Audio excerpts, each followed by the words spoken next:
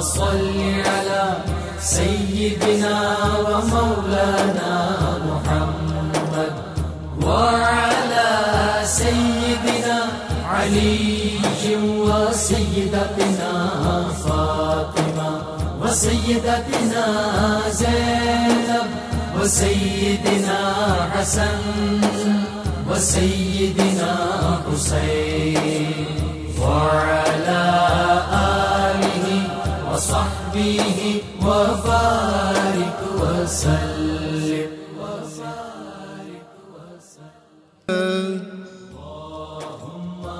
بسم اللہ الرحمن الرحیم. السلام علیکم ناظرین.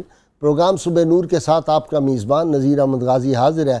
ناظرین کرام، حضرت ابو انیس محمد برکت علی صاحب رحمہ اللہ کی مشہور تالیف اسماء النبی الکریم صلی اللہ علیہ وآلہ وسلم سے ایک اسم مبارک پڑھنے کی سعادت حاصل کر رہا ہوں اور یقیناً آپ سننے کی سعادت حاصل کریں گے.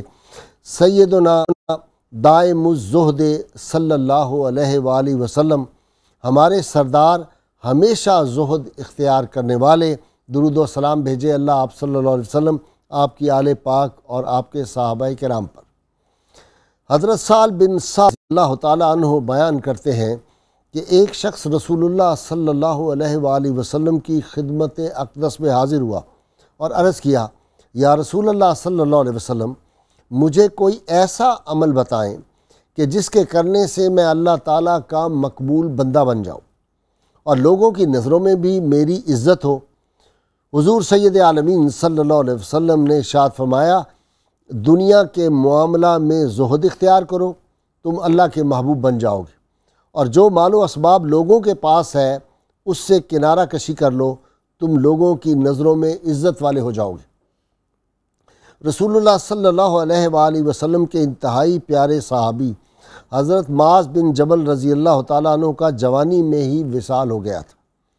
جب ان کے وصال کا وقت قریب ہوا تو انہوں نے بارگاہ خداوندی میں عرض کیا، اے میرے مولا، تو جانتا ہے کہ اس دنیا سے میرا لگاؤ اور یہاں رہنے کے لیے میری خواہش اس لیے نہ تھی کہ میں یہاں رہ کر زمینیں آباد کروں اور نہریں کھودوں، بلکہ دنیا سے محبت، دنیا سے میری رغبت صرف اور صرف اس لیے تھی کہ میں گرم اور طویل دنوں میں روزے رکھوں اور پیاس کی شدت سے لذت بندگی حاصل کروں، یا خلوت کی گھڑیوں میں تیری عبادت کرتا رہوں، اور یا پھر مجالس علم و ذکر میں شامل ہو کر سب سے آگے بڑھ کر بیٹھوں اور معرفت حاصل کروں. ناظرین کرام، ماہ محرم الحرام شروع ہوا چاہتا ہے. ناظرین کرام، ماہ محرم الحرام کی فضیلت کیا ہے؟ اس میں کیا کیا انعامات ملتے ہیں؟ آپ کو معلوم ہے کہ تاریخی طور پر تاریخ اسلام میں زمین و آسمان، بحر و بر، شجر و حجر جو تھے وہ عاشوراء کے دن پیدا کیے گئے تھے. اسی دن سیدنا آدم علیہ السلام کی پیدائش ہوئی، اسی دن سیدنا آدم علیہ السلام جو تھے ان کی توبہ قبول ہوئی. یہ وہی دن تھے جن دنوں میں، یہ وہی مقدس دن تھا جس دن جناب ابراہیم علیہ السلام پر جو آگ تھی وہ گلزار بن گئی تھی. ناظرین، یہ وہی دن تھا جس دن سیدنا ایوب علیہ السلام کو اللہ تعالیٰ نے شفا عطا فرمائی تھی. یہ وہی دن تھا جس دن روح اللہ، عیسیٰ روح اللہ علیہ السلام کی پیدائش ہوئی تھی. اور ناظرین کرام، یہی وہ دن ہوگا جب قیامت برپا ہوگی. لہٰذا ان دنوں میں روزہ رکھنا چاہیے. سنت سے کیسے ثابت ہے؟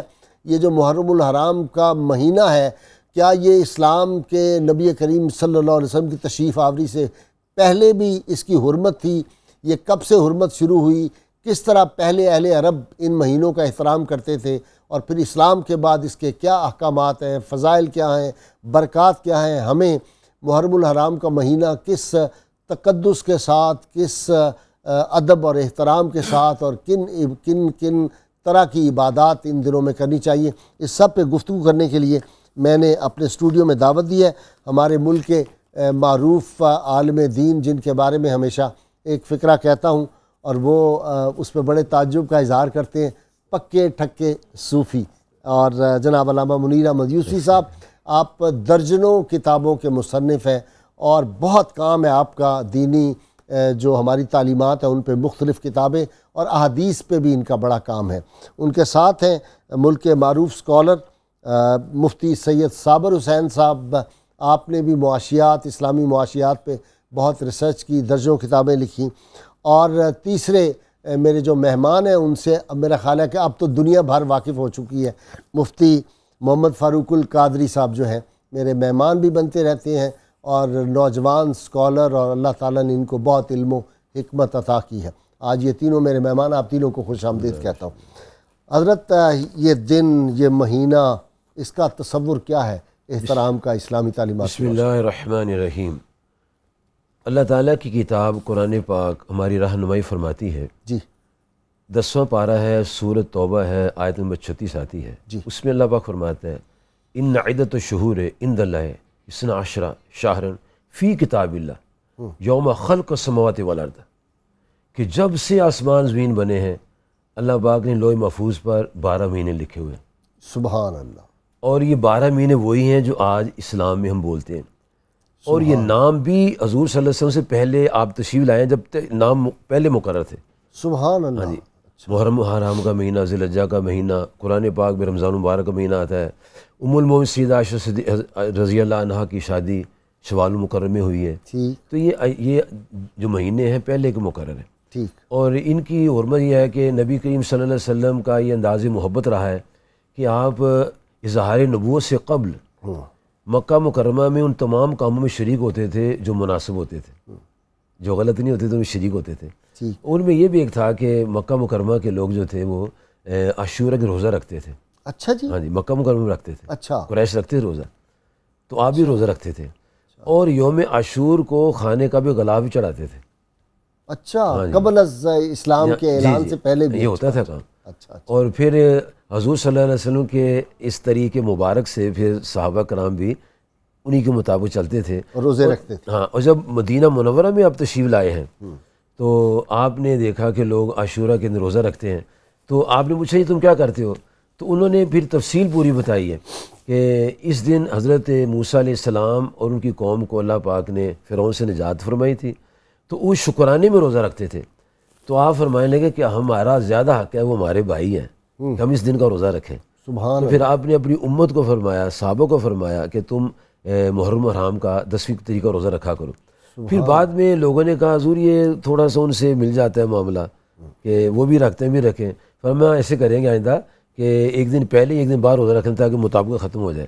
اور پھر ہم ان کی پیروی میں نہیں کرتے تھے بلکہ وہ اس پیار سے کرتے تھے جو موسیٰ علیہ السلام کو اللہ پاک نے محبت عطا فرمائی تھی۔ مفتی صاحب یہ جو آتا ہے تاریخ کی کتابوں میں بھی کہ وہ رد و بدل بھی کر دیتے، حدیث میں بھی اس کا ذکر آیا ہے؟ جی بالکل، قرآن مجید وہ میں کیسے بھی رد و بدل کیسے؟ قرآن مجید میں بھی اس کا ذکر ہے، اچھا، کیونکہ زمانے جاہلیت میں بھی جو 4 مہینے حرمت والے ہیں ان کے بارے میں اللہ نے فرمایا کہ منہا اربعۃ حرم، ان میں پہلا مہینہ رجب المرجب کا ہے، اور 3 مسلسل ہیں ذی القعدہ، ذی الحجہ اور محرم الحرام۔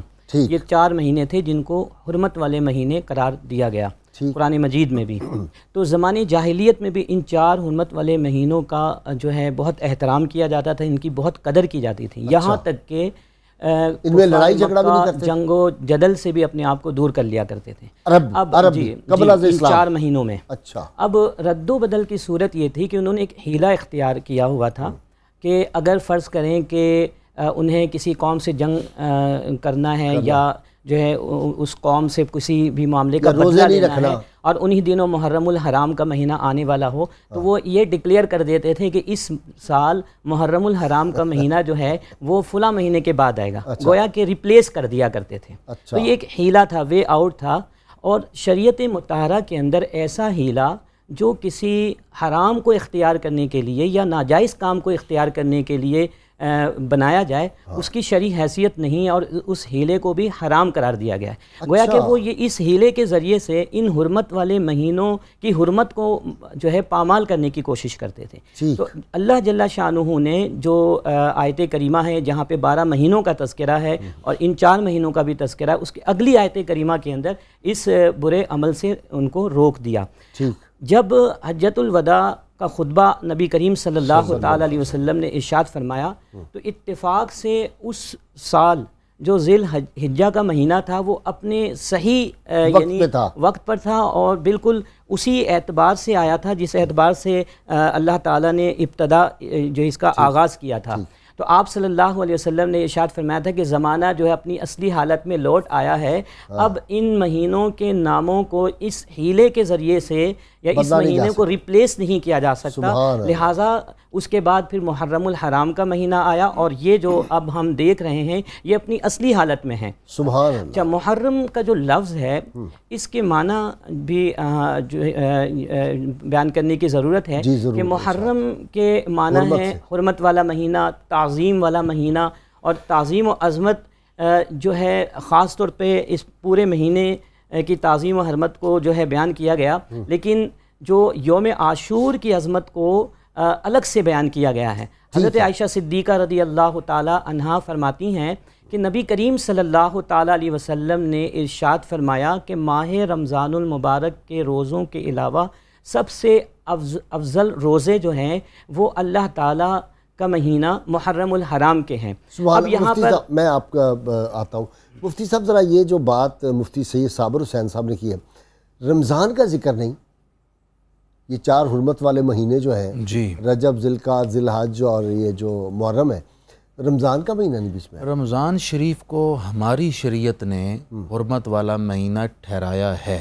ٹھیک، اس سے پہلے جو 4 مہینے تھے وہ زمانہ قدیم سے ہی حرمت والے، احترام اور عزت والے چلے آ رہے تھے، ٹھیک، لیکن رمضان کو ان سب سے افضل ٹھہرا کر، روزے فرض کر کے، اس میں قرآن اتار کر کے، اس کے خصوصی جو احکام ہیں اور تعظیم اور آداب دے کر اس کو ان 4 سے بڑھ کر حرمت دے دی گئی۔ اچھا، اس وقت رمضان ان 4 مہینوں سے زیادہ افضل ہے؟ زیادہ افضل بھی ہے، زیادہ ادب کے لائق بھی ہے، اور اس میں زیادہ حساس احکام بھی ہیں۔ ربیع الاول کی کیا پوزیشن؟ ربیع الاول تو پھر مہینوں کا سردار ہے، کیونکہ نبی رحمت صلی اللہ علیہ وسلم جن کے تصدق سے یہ سارے مہینے مقدس بنی ہے، یہ آپ کے تصدق سے ہے۔ تو جس شب آپ تشریف لائے وہ شب قدر سے افضل، اور جس ماہ میں آپ تشریف لائے وہ ماہ تمام مہینوں سے افضل، جس دن تشریف لائے، جس دن تشریف لائے وہ دنوں کا سردار ہے اور تمام دنوں سے افضل اور اعلیٰ دن۔ اسی لیے بزرگان دین روزہ رکھتے تھے، اور خود آپ صلی اللہ علیہ وسلم نے بھی رکھا روزہ۔ بالکل، پیر اور جمعرات کا آپ صلی اللہ علیہ وسلم روزہ رکھتے تھے، اور پھر خود ارشاد فرمایا فیہ ولدت۔ حضرت ابو قتادہ نے جب پوچھا، ان سے روایت ہے یہ حدیث پاک، تو آپ نے فرمایا اس دن میں روزہ اس لیے رکھتا ہوں کہ اس دن میری ولادت ہوئی ہے۔ اچھا، تو ولادت کی خوشی میں اللہ کا شکر ادا کرنے جمعرات کا کے لیے جمعرات کا روزہ آپ صلی اللہ علیہ وسلم اس کی عزت کی وجہ سے، اس دن کی فضیلت کی وجہ سے، تاکہ امت اس دن روزہ رکھے اور اس دن کی فضیلت پائے، یہ دن اللہ کے ہاں بڑا مقدس دن ہے۔ ٹھیک، یوم عاشور، یوم عاشور، یوم عاشور خصوصی طور پر، ویسے جیسے حضرت نے حدیث ذکر کی افضل الصیام بعد رمضان شہر اللہ المحرم، کہ تمام روزوں میں رمضان کے بعد محرم کے روزے افضل اور اعلیٰ ہیں۔ ان روزوں سے مراد صرف عاشور نہیں، یکم محرم سے لے کر آخر محرم تک جب بھی روزے رکھیں وہ تمام روزے ہی رمضان کے بعد افضل اور اعلیٰ ہیں۔ اچھا، بلکہ ایک حدیث 30 دنوں کے درمیان یا 29 میں جہاں بھی روزہ رکھیں۔ اچھا، اور ایک بات یہ، ایک حدیث شریف میں آیا ہے کہ اس کا ایک روزہ گزشتہ نہیں، 10 کا جو روزہ ہے، نہیں، اچھا، پورے ماہ کے میں کوئی ایک روزہ جس نے رکھا، اچھا، گزشتہ برس کے تمام گناہوں کا وہ ایک روز کفارہ بن جاتا ہے۔ سبحان ایک روزہ، اللہ، سبحان، وہ گناہ سے مراد ہے گناہ صغیرہ، جی، جن کے لیے کفارہ بن جاتا ہے۔ لیکن جہاں تک بات ہے عاشور کے روزے کی، اس کی فضیلت تو بہت زیادہ ہے، اور سب سے بڑی فضیلت یہ کہ نبی کریم علیہ السلام کی وہ سنت بھی ہے، آپ نے وہ روزہ رکھا بھی ہے، اور اس روزے کے بارے میں ایک روایت میں آیا ہے کہ اس روزے کے بدلے اللہ تعالیٰ پورے سال روزہ رکھنے کا ثواب عطا فرماتا ہے۔ ٹھیک ہے، اپنا علامہ صاحب 10 کیا کیوں خاص ہے اس کی فضیلت؟ سارے محرم الحرام کے مہینے میں 10 عاشور کی بڑی فضیلت۔ جی، اگر آپ اجازت دیں تو مفتی صاحب کی بات تھوڑا اچھا ٹھیک ہے، اس کو مکمل آپ نے ربیع الاول شریف کی بات کی ہے جی۔ شیخ محقق شیخ عبداللہ محدث دہلوی علیہ رحمہ نے ما ثبت من سنہ میں لکھا ہے کہ لیلۃ المیلاد کیوں افضل لیلۃ القدر سے، اچھا، یہ لکھا انہوں نے باقاعدہ۔ ٹھیک، ہمیں لیلۃ القدر کا فائدہ صرف مسلمان کو ہے، واہ واہ واہ واہ واہ، اور لیلۃ المیلاد کا فائدہ سارے جہانوں کو ہے، وما ارسلناک الا رحمۃ للعالمین۔ اور پھر فرماتے ہیں کہ لیلۃ القدر میں قرآن آیا اور لیلۃ المیلاد میں صاحب قرآن آیا۔ انہوں نے یہ بات بڑی زبردست کر کے لکھی ہے، ہمیں اس لیے ہمارے اس کے ساتھ خاص تعلق ہے۔ اور یہ جو عاشور ہے جی، یوم عاشور، اس میں ایک حدیث شریف آتی ہے، ام المومنین سیدہ حفصہ رضی اللہ عنہ بنت فاروق اعظم رضی اللہ عنہ، وہ فرماتی ہیں کہ 4 کام نبی صلی اللہ علیہ وسلم نے کبھی نہیں چھوڑے۔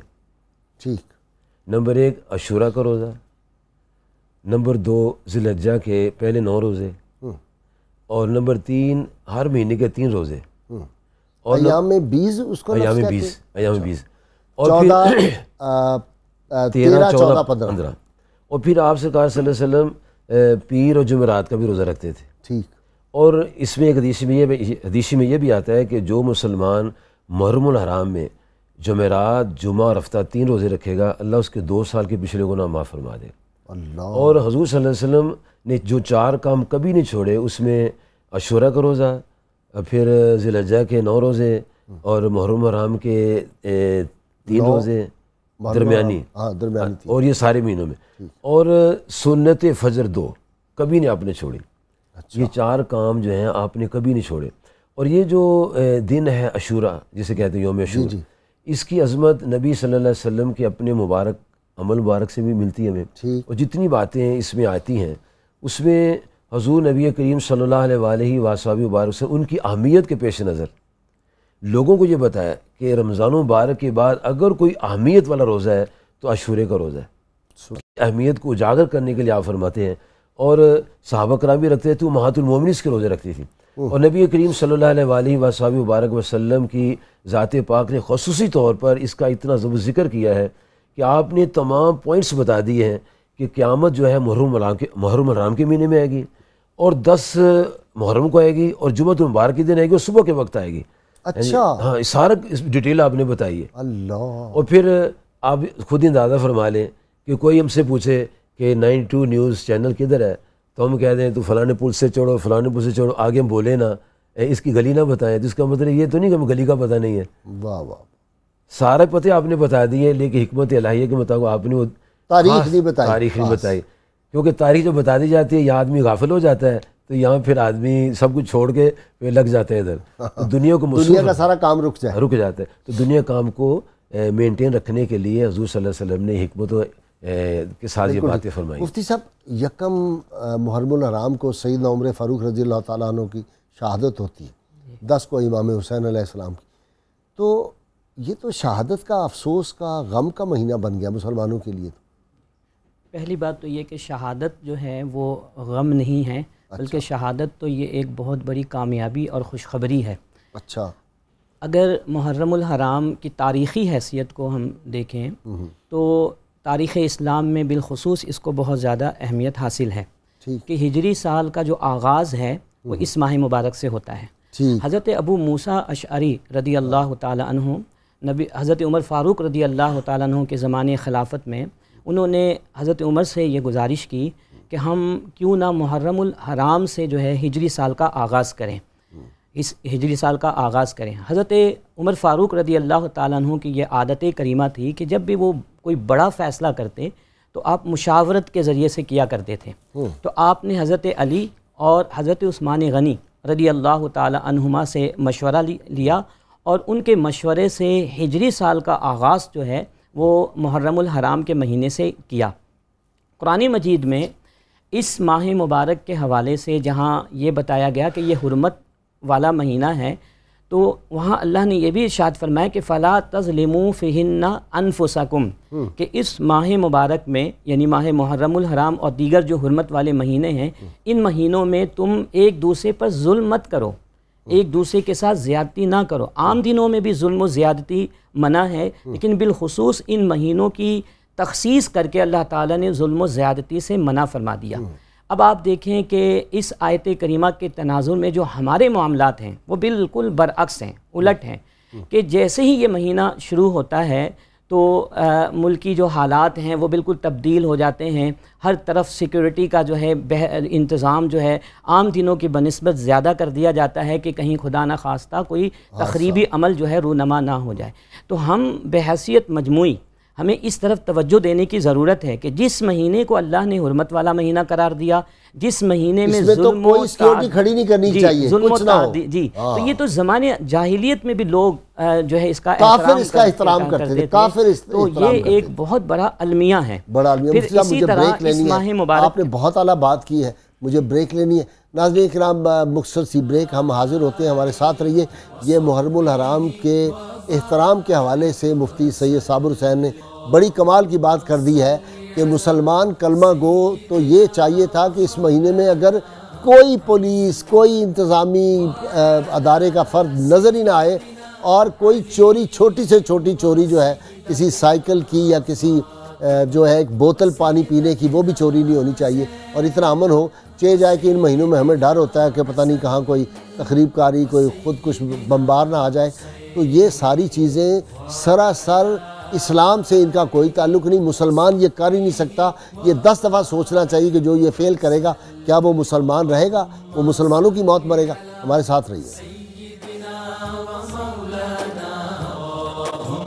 صلی علی سیدنا و مولانا محمد وعلى سيدنا علي وسيدتنا فاطمة وسيدتنا زينب وسيدنا حسن وسيدنا حسين وعلى آله وصحبه وبارك وسلم.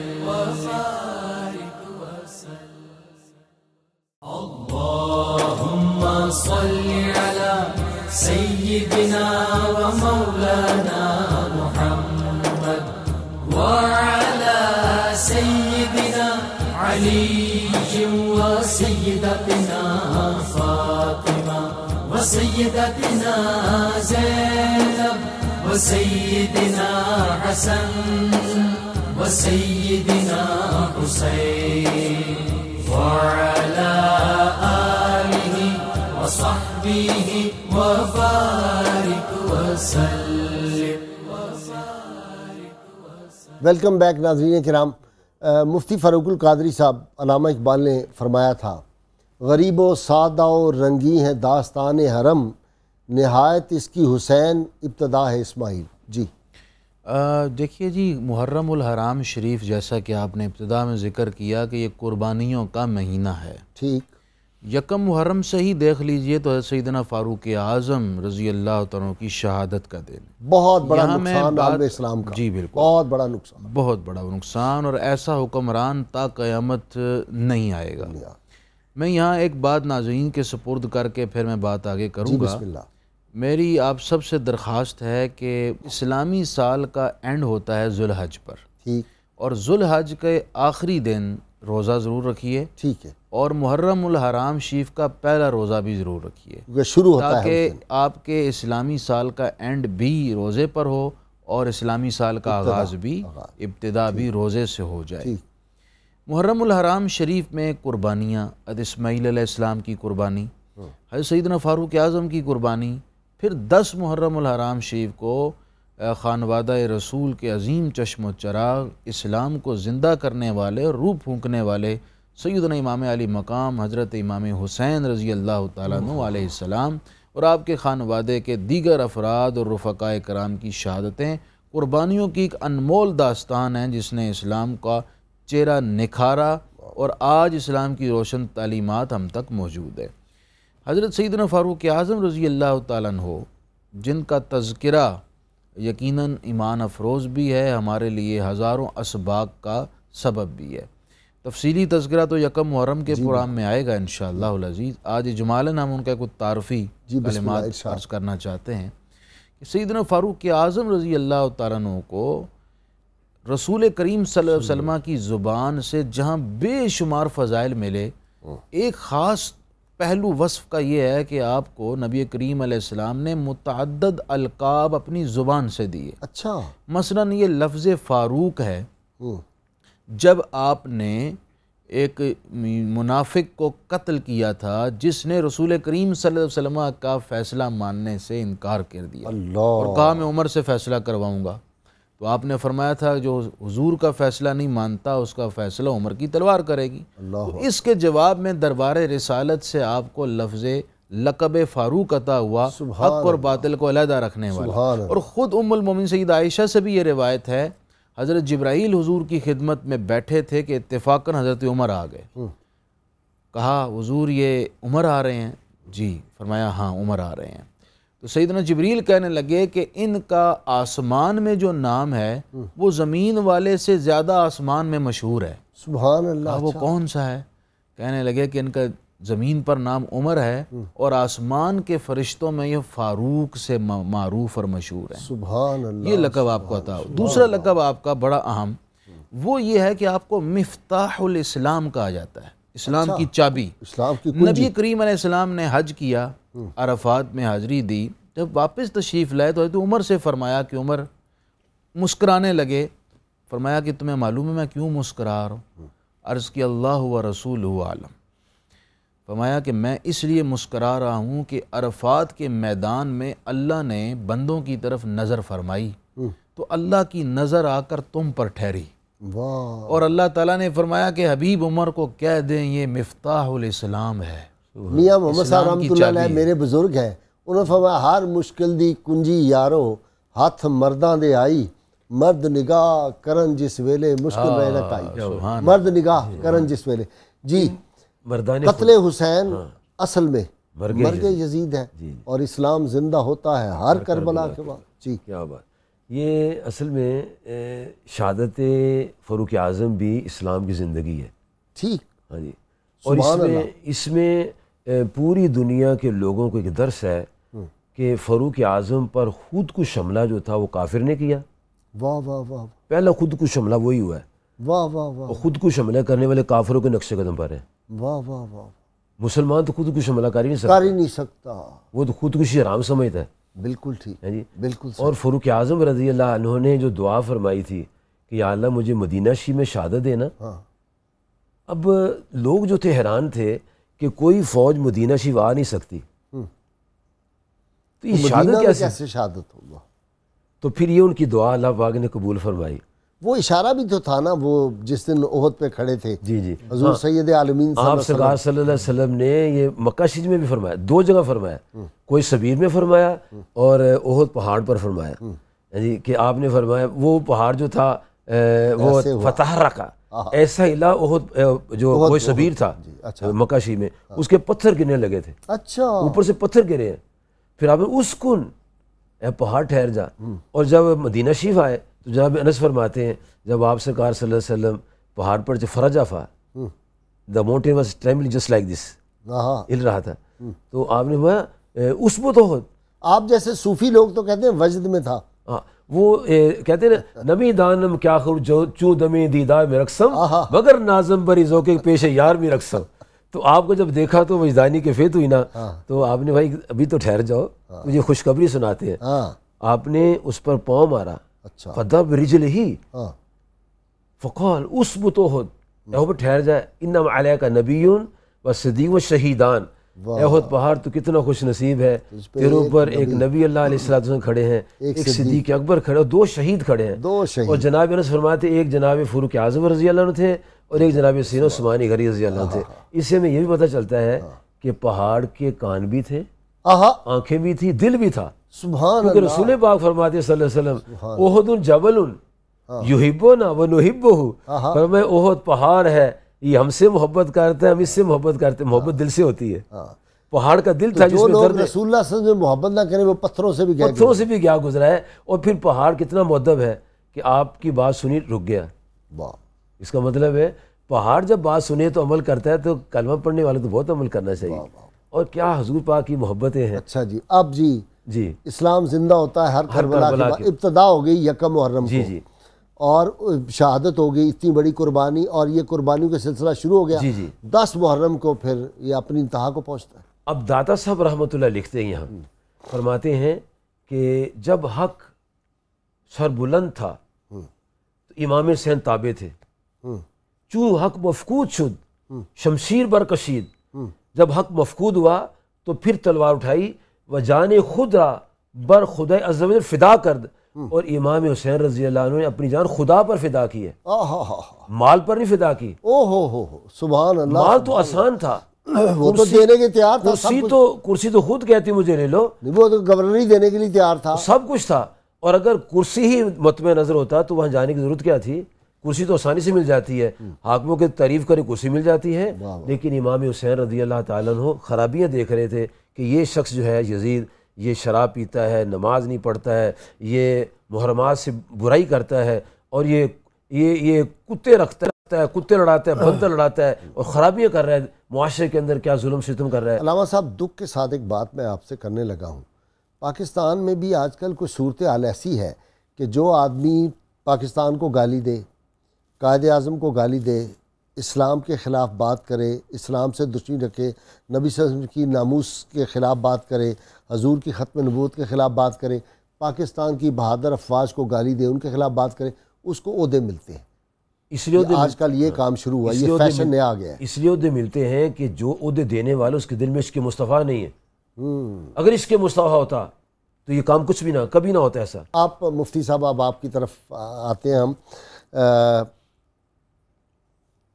امام حسین علیہ السلام کو بہت آسانی سے وہ کہتے ہیں کہ ٹھیک ہے میں تمہیں مان لیتا ہوں، تو یہ سارا ثانیہ نہ ہوتا؟ اصل میں حضرت امام حسین رضی اللہ تعالیٰ عنہ نے راہ رخصت کو اختیار نہیں کیا، بلکہ راہ عزیمت کو اختیار کیا، جو بہت سخت راہ ہے، اور تاکہ آنے والے لوگوں کے لیے ایک نمونہ اور ایک مشعل راہ جو ہے وہ پیدا ہو جائے، کہ اگر اقتدار، عہدہ، مفاد دین کے مقابلے میں آ جائے تو دین مقدم ہے، کیونکہ ابھی جو اسلام زندہ ہوتا ہے ہر کرب و بلا کے بعد، یہ ایک بہت بڑا پیغام ہے۔ دراصل آج ہم نے اسلام کو بہت آسان سمجھا ہوا ہے، ہم سمجھتے ہیں کہ صرف ہم نے کلمہ پڑھ لیا اور چند چیزوں پر ہم نے عمل کر لیا تو ہم کامیاب ہو گئے، حالانکہ قرآن یہ کہتا ہے کہ ام حسبتم ان تدخلوا الجنۃ ولما یأتکم مثل الذین خلو من قبلکم، کہ کیا تم نے یہ گمان کر لیا کہ تم یوں ہی جنت میں چلے جاؤ گے، حالانکہ تم پر وہ مصیبتیں، وہ آزمائشیں ابھی تک آئی نہیں ہیں جو تم سے پہلے لوگوں پر آتی رہی ہیں۔ ڈاکٹر کہتے ہیں خرد نے کہہ بھی دیا لا الہ تو کیا حاصل، خرد نے کہہ بھی دیا لا الہ تو کیا حاصل، دل و نگاہ مسلمان نہیں تو کچھ بھی نہیں۔ تو حضرت امام حسین اور اہل بیت کرام نے اپنے عمل سے یہ ہمیں بتایا کہ اسلام قربانیوں کا متقاضی ہے، اسلام قربانیوں کو چاہتا ہے۔ حضرت عمر فاروق رضی اللہ تعالیٰ عنہ کی ابھی بات ہو رہی تھی، تو حصول برکت کے لیے میں بھی چند باتیں ان کے حوالے سے پیش کرنا چاہوں گا کہ حضرت عمر فاروق رضی اللہ تعالیٰ عنہ نے اپنے زمانے خلافت میں بے شمار اصلاحات فرمائیں، خاص طور پر معاشی اصلاحات آپ کی بہت اہم ہیں۔ بیت المال کی نظام کو آپ نے اس زمانے میں بہترین نظام میں تبدیل کر دیا، ایک ایک چیز کی آپ حفاظت فرمایا کرتے تھے۔ کہا جاتا ہے کہ جو انکم اسٹیٹمنٹ اور بیلنس شیٹ کا جو آج کل کانسیپٹ ہے کہ جو چیز آ رہی ہے اس کا بھی باقاعدہ ریکارڈ رکھا جائے، اور جن چیزوں کو ہم خرچ کرتے ہیں آمدن و خرچ اس کا بھی ریکارڈ رکھا جائے۔ حضرت عمر فاروق رضی اللہ تعالیٰ عنہ نے سب سے پہلے یہ نظریہ دیا کہ جو چیزیں آتی تھیں آپ باقاعدہ اس کا ریکارڈ کر رکھتے، اور جو خرچ ہوتا بیت المال سے اس کے بھی ایک ایک پائے کا حساب رکھا کرتے تھے۔ ان کے حوالے سے ایک بہت مشہور واقعہ ہے کہ ایک دفعہ بیت المال کا ایک اونٹ بھاگ گیا، حضرت عمر فاروق رضی اللہ تعالیٰ عنہ کو پتہ چلا، آپ پریشان اس اونٹ کی تلاش میں باہر نکل جاتے ہیں، اور انتہائی گرمی کا زمانہ تھا، پسینے سے شرابور آپ ادھر ادھر جا رہے ہیں۔ کسی نے کہا کہ آپ خلیفۃ المسلمین اس قدر کیوں جو ہے کوششیں کر رہے ہیں، پریشان ہیں، آپ کسی غلام کو یہ حکم دیتے ہیں تو وہ غلام یہ کام کر دیتا۔ تو آپ نے فرمایا کہ میں بیت المال کا ذمہ دار ہوں، رسپانسبل ہوں، کل قیامت کے دن میرے غلام سے نہیں پوچھا جائے گا اس اونٹ کے بارے میں، بلکہ مجھ سے پوچھا جائے گا۔ مفتی صاحب، یہ بڑی زبردست مفتی صاحب نے بات کی ہے، یعنی کرپشن جو ہوگی وہ یہ نہیں کہہ سکتا جناب یہ تو میرے وزیروں نے کی تھی، میرے مشیروں نے کی تھی، میرے حکومت کے جو ہمارے حمایتی تھے انہوں نے کی تھی، یہ تو پوچھا جائے گا۔ چمی گویم مسلمانم بلرزم کہ دانم مشکلات لا الہ. جی دیکھیے غازی صاحب، بات یہ ہے کہ اسلام نے ہر افسر بالا کو ماتحت پر نگہبان اور نگران مقرر کیا ہوا ہے.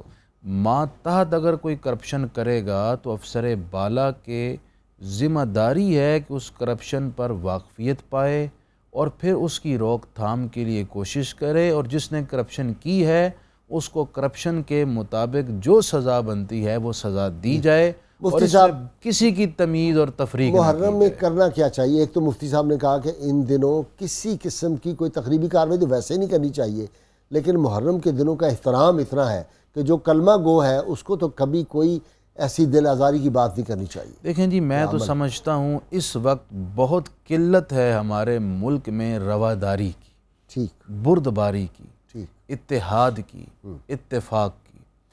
اگر ہم سب خاندان رسول صلی اللہ علیہ وسلم کی محبت کا چراغ دلوں میں روشن کر لیں ٹھیک اور اصحاب رسول کی تعظیم اور احترام کرنے والا مسلمان بن جائیں تو میں سمجھتا ہوں کہ رواداری عام ہو جائے گی. سبحان اللہ. اور ہمارے جو درمیان خصوصاً اختلافات کی بنا پر جو ہمارا ملک مسائل میں گرا پڑا ہے، اگرچہ اس کے علاوہ بھی بہت زیادہ مسائل حکمرانوں کے بھی ہیں، تو یہ بھی ایک بہت بڑا سبب ہے اس خلفشار کا، اس انتشار کا، حالات کی خرابی کا. تو یہ رواداری اسی صورت میں پیدا ہوگی کہ ہم مسلمات جو شخصیات ہیں اسلام کی ان سب کی تعظیم اور احترام کریں. اس سب ایک بات میں آپ سے تائید چاہوں گا، صرف ہم جب کوئی عمل کریں تو یہ سوچیں کہ مثلا میں صحابہ کرام کی عزت و شان کے خلاف کوئی بات کروں تو رسول اللہ صلی اللہ علیہ وسلم مجھ پہ خوش ہوں گے یا ناراض ہوں گے.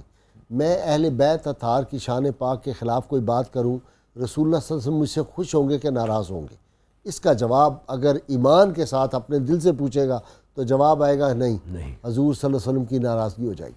دیکھیں غازی صاحب، یہ بات تو اپنی جگہ طے شدہ ہے کہ تمام اہل بیت کی عزت اور احترام ہم کیوں کرتے ہیں؟ ایمان کا حصہ ہے.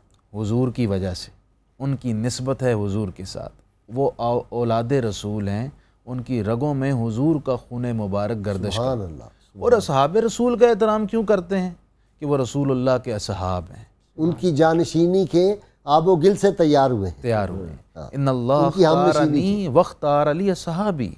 خود پیغمبر اعظم صلی اللہ علیہ وسلم نے فرمایا اللہ نے میرے تمام صحابہ کو خود میرے لیے منتخب کیا اور چنا ہے. واہ، دنیا کے تمام لوگوں میں سے چنیدہ سلیکٹڈ ونز ہیں. بالکل سلیکٹڈ لوگ ہیں جنہیں خود اللہ نے چنا کہ یہ اس بات کا اہل ہے کہ میرے حبیب کا جان نثار صحابی بن سکے. تو اگر ہم یہ سوچ لیں کہ ان تمام کی احترام اور عزت تو ہے ہی حضور کی وجہ سے، تو ہم سب مسلمات شخصیات کی عزت اور احترام کریں اور کسی پر انگلی نہ اٹھائیں، تو غازی صاحب کوئی وجہ ہی نہیں کہ ہمارے ملک میں رواداری پیدا ہو جائے اور یہ اختلافات ختم ہو جائیں. اچھا جی علامہ صاحب، یہ جو شہادت کے واقعات اس دن بیان کرنے ہیں، اس کا بھی تو بڑا اجر ہوگا، اور اس کا بیان کرنے کا فائدہ کیا ہوتا ہے؟ پہلی بات تو یہ ہے کہ جب میدان کربلا لگا ہے تو ہمیں دیکھنا ہے کہ وہاں کون تھے جی جن کو نبی صلی اللہ علیہ وسلم نے جنت کے جوانوں کو سردار فرمایا. اللہ، آج ہمیں 14 سال کے بعد یہ حدیث پہنچی ہے، ان کو نہیں پہنچی تھی، ان کو بھی تو پہنچی ہوگی نا، لیکن اقتدار کا نشہ انسان کو اندھا کر دیتا ہے. اوئے ہوئے ہوئے، اس اقتدار کے نشے نے اندھا کر دیا کہ ہم کس کے آگے جا کے تلوار اٹھا رہے، اوئے ہوئے، اور انہوں نے یہ نہ دیکھا کہ نواسہ رسول علیہ الصلوۃ والسلام ہے. چند روزہ عیاشی کی خاطر اپنی آخرت برباد کر. پھر انجام نہیں، ان کو انجام دنیا نے دیکھا کیا نکلا ہے. اچھا، کہ وہ جس نے ان کا سر کاٹا ہے نعوذ باللہ، اس کا سر تشتی میں رکھ کے گورنر اس میں گیا ہے. اچھا، پھر اس کا اس کے گھر گیا ہے، پھر اس کے 4-5 گورنروں کے سر اترے ہیں. اور ایک روایت میں آتا ہے کہ اللہ تعالیٰ نے فرمایا، یہ لکھتے ہیں شیخ محقق رحمۃ اللہ علیہ، کہ جب یحییٰ علیہ السلام کو شہید کیا گیا تو 70,000 اس کے بدلے بندے مارے گئے ہیں، اور اللہ پاک نے فرمایا محبوب علیہ السلام جب امام حسین شہید ہوں گے تو 1,40,000 بندے مارے جائیں. یہ روایت لکھی شیخ محقق رحمۃ اللہ نے. ان کے ڈبل بندے مرے، یعنی 1,40,000 ان کے مرے. جو جماعت توابین بنی تھی انہوں نے بندے مارے تھے خود. اللہ، جماعت توابین نے ان کو مارا تھا بندوں کو. اور یہ دیکھنے کا مقام ہے کہ نبی امام حسین کو جنہوں نے شہید کیا تھا ان کا حشر پھر ایسا ہوا عبرتناک، اور امام حسین کا جھنڈا قیامت تک لہراتا پھر رہے. میں گزارش کروں مفتی صاحب کی بلا ڈاکٹر صاحب نے جو باتیں بیان کی ہیں کہ رواداری یہ وہ گزاری ہے کہ ہم کسی کام کو کام سمجھ کے کرتے ہی نہیں ہیں. مصیبت سمجھ کے کرتے ہیں یا کہتے یار لاؤ مصیبت مگرو لاؤ، یہ کرتے ہیں. یہ دیکھیں جو نماز ہے جی کتنا بڑا فرض ہے. ہر فرقے میں نماز ہے. یہ اسلام کا بہت بڑا رکن ہے، بنیادی رکن ہے. اس کو ماد الدین فرمایا گیا. اب اس میں دیکھیں کہ کوئی جہاں مرضی ہاتھ باندھے، لیکن یہ اس کو ہر رکعت میں پڑھنا پڑتا ہے. آگے ہے تو اس کو پڑھنا پڑے گا، پیچھے اس کو، یہ رل مل کے چلتا ہے کام. اس میں یہ پڑھتے ہیں اہدنا الصراط المستقیم صراط الذین انعمت علیہم. اللہ، یہ جو انعمت علیہم ہے اس کا جواب اللہ پاک نے سورۃ نساء کی 69 آیت میں دیا ہے کہ وہ کون انعمت علیہم؟ انعم اللہ علیہم من النبیین والصدیقین والشہداء والصالحین.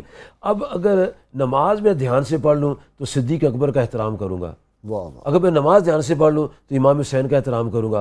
اور جب میں اتحیات میں بیٹھوں تو بھی سوچ کے بات کروں اہل پاک کے بارے میں، شہداء کربلا کے بارے میں، کہ وہاں میں کہتا ہوں اللہم صلی علی محمد وعلی آل محمد. اللہ، وہاں بیٹھ کر تو میں آل محمد پر درود بھیجتا ہوں اور بعد تقریر میں الٹی پلٹی کر لیتا ہوں. ان باتوں نے معاشرہ کیا ہے. اگر نماز کو ہی لوگ صحیح طور پر ادا کر لیں تو یہ انسان کو صحیح معنوں میں ایک کر دینے والی ایک عبادت ہے. اور یہی وہ عبادت ہے جس کے بارے میں نبی پاک فرماتے ہیں جو زمین کے اوپر نماز پڑھتا ہے قبر میں بھی نماز پڑھے گا. جب قبر میں نماز پڑھے گا تو اس کی نجات کا ذریعہ بن جائے گا. یہ ابن ماجہ قزوینی کی روایت ہے. بعض بد نصیب کہتے ہیں جی درود پاک پڑھنے کی ضرورت ہی نہیں اتحیات میں بیٹھ کے. بالکل ہے اس طرح ضرورت. یہ تو ایمان کا بھی حصہ ہے. نبی کریم علیہ نماز السلام ہوتی کی نہیں. نماز تو ہو جائے گی لیکن یہ ضروری ہے، نماز کے لیے ضروری ہے. اور یہ ایمان کا تقاضا ہے کہ آپ نماز میں درود شریف پڑھیں. یہ نبی کریم علیہ السلام کی وہ سنت دائمی ہیں جو آپ علیہ السلام نے ہمیں سکھانے کے لیے ہمیشہ آپ نے کیا. لہٰذا مفتی صاحب آپ بھی ذرا اس پہ بتائیں. جی میں تو سمجھتا ہوں کہ درود پاک کے بغیر کوئی نماز نہیں. ہاں جی، بات یہ ہے کہ اگر ہم ٹیکنیکل اعتبار سے مسئلے کی روح سے سمجھائیں تو ایک چیز ہوتی ہے واجب، ایک ہوتا ہے فرض، ایک ہوتی ہے سنت. ٹھیک، فرض رہ جائے تو نماز نہیں ہوتی، واجب چھوٹ جائے تو سجدہ سہو ہوتا ہے، اور جو سنت رہ جائے نماز ہو جاتی ہے لیکن یوں کہہ لیجئے کہ ناقص ہوتی ہے. ہاں، تو کامل نماز تو درود پاک کے ساتھ ہی ہے. ٹھیک، یعنی یوں سمجھیے نماز کی زیب و زینت درود پاک ہے. ہاں، تو زیب و زینت کے بغیر پھر کیا شکل ہونی ہے آپ کو معلوم ہے. تو بہرحال درود پاک ایک بہر جسم ہے جس کے اوپر لباس ہی نہیں، جی یوں لگے گا. یوں ایسا ہی. اس میں ایک اور بات بھی ہے. اللہ تعالیٰ کے علم میں تھا سارا کچھ کہ کیا کچھ لوگ کریں گے. تو اللہ تعالیٰ نے نبی کریم صلی اللہ علیہ وسلم کے ذریعے تشہد میں اتحیات کروا دی ہے. اور اتحیات میں آتا ہے السلام علیکہ ایھا النبی ورحمۃ اللہ وبرکاتہ، آگے السلام علینا وعلی عباد اللہ الصالحین. اللہ، تمام صالحین پر سلام پڑھیں گے. اور یہ وہ تشہد ہے کہ جناب عبداللہ بن مسعود فرماتے ہیں نبی کریم صلی اللہ علیہ وسلم ہمیں ایسے سکھاتے جیسے قرآن کی سورت سکھاتے ہیں. اور یہ اگر نہ پڑھیں اور سجدہ صاحب بھی نہ اگر نماز ہوتی نہیں ہے. بہت شکریہ آپ کا علامہ صاحب، مفتی صاحب صابر صاحب آپ کا بھی شکریہ، مفتی فاروق صاحب آپ کا. ناظرین کرام، کتاب الشفاء سے نسخے کا وقت ہو گیا. غم اور رنج سے نجات کا وظیفہ. نماز عشاء کی ادائیگی کے بعد سورہ یوسف کی آیت نمبر 86 انما اشکو بسی و حزنی الی اللہ روزانہ 300 بار پڑھنے سے اللہ تعالیٰ ہر قسم کی پریشانی اور ہر قسم کے فکر کو دور فرما دیتا ہے. صلی المرتضیٰ شیر خدا کرم اللہ وجہہ فرماتے ہیں بہترین اور وفادار ساتھی صاف دل لوگ ہوتے ہیں. ناظرین کرام، اللہ کریم سے دعا ہے کہ اللہ تعالیٰ ہمیں محبت اہل بیت اور صحابہ کرام کا احترام کرنے کی توفیق عطا فرمائے. اور وہ بات جو میں کہتا ہوں جوہر ایمان یہ ہے کہ ہماری غیر مشروط محبت اور لامحدود وفاداری صرف اور صرف سرکار مدینہ صلی اللہ علیہ وسلم سے ہے. اور اگر ہم اس پر عمل کریں گے تو قیامت میں انشاءاللہ اور جب ہم قبر میں جائیں گے تو ملائکہ جو ہے وہ ہمارا استقبال کریں گے. اللہ کریم سے دعا ہے کہ وہ ہمیں محرم الحرام کا احترام کرنے کی توفیق عطا فرمائے. اللہ تعالیٰ پاکستان کو تا قیامت سلامت رکھے، آباد رکھے، اس کے رہنے والوں کو امن چین خوشیاں نصیب فرمائے، اس کے اندرونی بیرونی دشمنوں کو اللہ تعالیٰ تباہ و برباد فرمائے۔ اپنے میزبان نذیر احمد غازی کو کل تک کے لیے اجازت دیجیے۔ اللہ کریم آپ کا حامی و ناصر ہو۔ جاتے جاتے میرے ساتھ آپ نے نعرہ لگانا ہے، پاکستان زندہ باد۔ وسيدتنا اللهم صل على سيدنا ومولانا محمد وعلى سيدنا علي وسيدتنا فاطمة وسيدتنا زينب وسيدنا حسن وسيدنا حسين وعلى آله وصحبه وبارك وسلم۔